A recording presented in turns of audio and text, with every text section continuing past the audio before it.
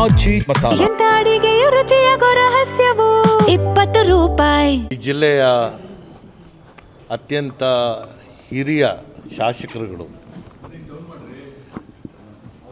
H C Madevappa ಅವರು, ಸನ್ಮಾನ್ಯ ವೆಂಕಟೇಶ್ವರವರು, ನಾನು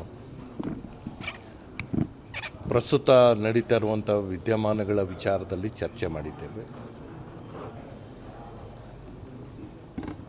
ಮೈಸೂರು, ಚಾಮರಾಜನಗರ, ಹಾಸನ, ಮಂಡ್ಯ ಈ ಭಾಗದ ರಾಜಕೀಯ ವಿಶ್ಲೇಷಣೆಗಳನ್ನ ನಾವು ಈಗಾಗಲೇ ಮಾಡಿದ್ದೇವೆ. ಪ್ರಸ್ತುತ ರಾಜ್ಯ ಸರ್ಕಾರದ ಸಚಿವ ಸಂಪುಟದ ಗೊಂದಲ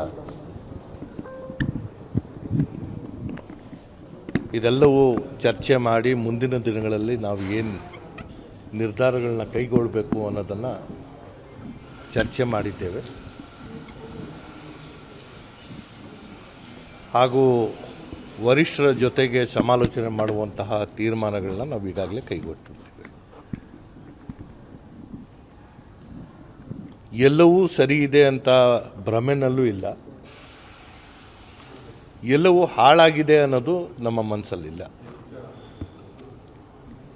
3 ಜನ ಈ ಜಿಲ್ಲೆಯ ಹಿರಿಯ ಶಾಸಕರುಗಳು ನಮ್ಮದೇ ಆದಂತಹ ಅನುಭವವನ್ನು ಒಟ್ಟಾಗಿ ಈ ಜಿಲ್ಲೆಯ ಪ್ರಗತಿಗೆ ನಾವು ಯಾವ ರೀತಿಯ ಹೆಜ್ಜೆಗಳನ್ನ ಹಾಕಬೇಕು ಅನ್ನೋದನ್ನು ಕೆಲವೊಂದು ಚರ್ಚೆಗಳನ್ನ ಮಾಡಿದ್ದೇವೆ. ಬರುವಂಥ ದಿನಗಳಲ್ಲಿ ಅದಕ್ಕೆ ಸ್ಪಷ್ಟತೆಯಿಂದ ನಾವು ತೀರ್ಮಾನಗಳನ್ನ ತಗೋತೇವೆ.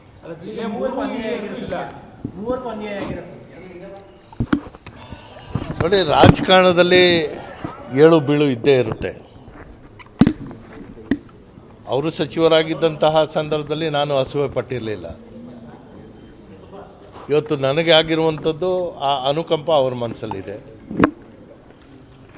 ನಾವು ಸಚಿವರಾಗೇ ನಾಯಕರಾಗಬೇಕು ಅನ್ನೋದಲ್ಲ, ನಮ್ಮದೇ ಆದಂತಹ ವರ್ಚಸ್ ಇದೆ, ಜನಾಂಗದ ಮೇಲೆ ಹಿಡಿತಗಳಿದೆ, ಸಮಾಜದ ಉದ್ದಕ್ಕೂ ನಾವು ಮಾಡಿರುವಂತಹ ಕೆಲಸಗಳು ಮತ್ತು ನಮ್ಮ ಚಿಂತನೆಗಳನ್ನ ನಾವು ಅದನ್ನು ದಾರಿ ಎಳೆಯುವಂಥದ್ದಕ್ಕೆ ನಾವು ಚರ್ಚೆ ಮಾಡ್ತೇವೆ.